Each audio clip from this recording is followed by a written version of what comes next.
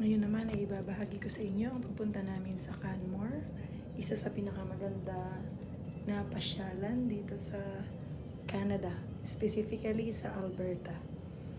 So may dinalo kami sa Calgary at mayroon naman silang pinuntahan, sakto wala naman kaming gagawin.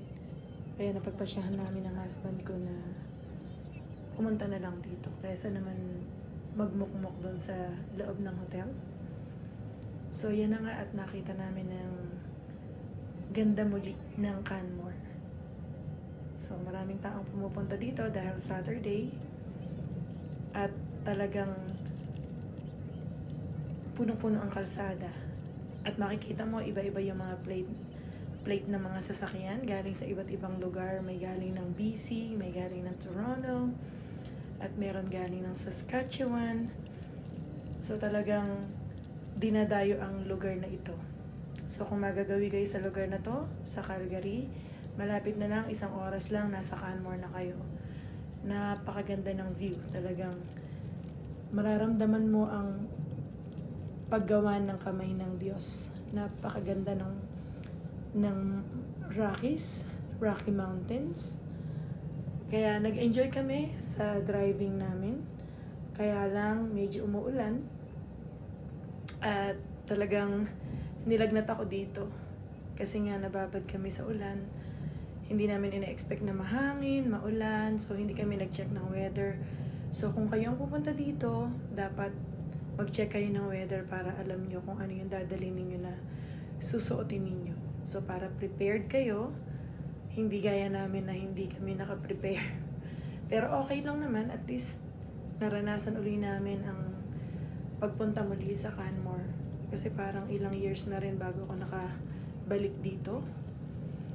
Kaya ang ginawa na lang namin ng husband ko, nag-music kami sa sasakyan, kwentuhan, yan, mga bagay sa buhay namin. Magmula nung nasa Pilipinas kami hanggang sa makarating kami dito sa Canada. So, 5 taon ko kasing hinintay sila na makarating dito bago ko naayos lahat-lahat para sa aking family.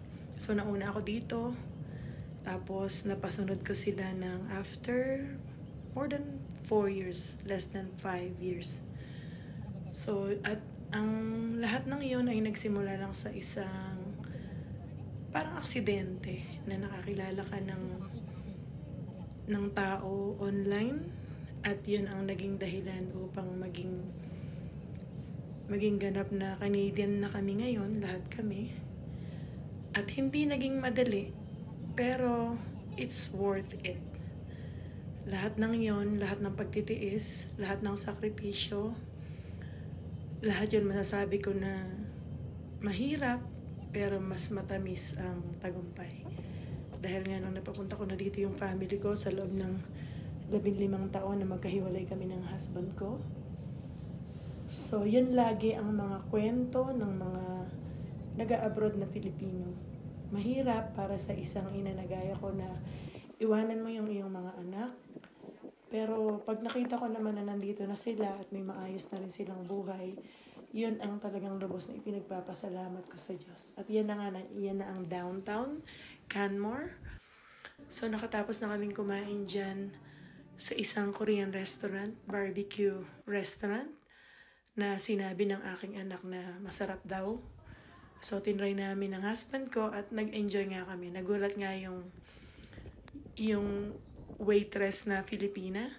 Sabi niya, hindi niyo po kayang ubusin yung 2 order. Pero in English yan kasi hindi ko pa alam na Filipina siya. So, sabi ko, sige, gawin na lang natin 1.5. Pero nung nakita niya, nung naubos namin, sabi niya, ha? Kayo lang po ang nakaubos dito ng ganyang kadaming chicken. Sabi namin, we are from Nueva Ecija at sanay kami sa chicken dahil minsan nasa amin na itayo ang biggest poultry in Asia. At sanay din kami sa rice dahil rice granary ang Nueva Ecija. So yan mga ka-expert, ang ganda, na-enjoy namin ang buong trip at buong stay namin kahit ilang oras lang yon dito sa Canmore. At for sure, kung meron pa talagang chance na makabalik dito, babalik at babalik pa rin kami.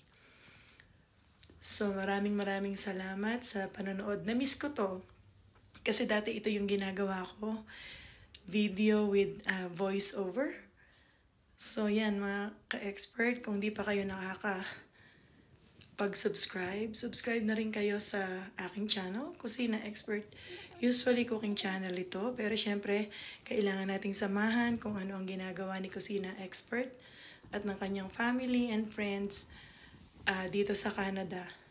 So enjoy kami, enjoy ang aming buhay kahit na hindi naman ganun kadali at hindi naman lingid sa kaalaman sa buong mundo na lalo na ngayon, kahit saan ka pumunta, maraming nagrereklamo na mahirap talaga ang buhay. So, pero okay lang yan. Basta mahalaga, huwag tayong spend ng beyond our means. Kung ano lang yung kaya natin, yun lang ang ating gawin. Hindi kailangan maging maluho para makapag-enjoy sa buhay. So, simple is always the best. So, yan mga ka-expert. Sana ay nagustuhan ninyo ang mga views dito sa Canmore. At ang masasabi ko lang, kapag nagawi kayo, punta kayo dito at isama nyo ang buong family at alam ko mag-enjoy sila. So yun mga ka-expert, yung mga bundok na nakikita ninyo na yan ay bato siya. At napakaganda, sa ibabaw niya ay may glacier, mga yelo na hindi na natutunaw. Tapos napakaganda nito kumpara noon nung bagong dating ako dito sa Canada. Talagang well-developed na ang Alberta. So kahit saan, ayan makita nyo naman ang ganda ng view.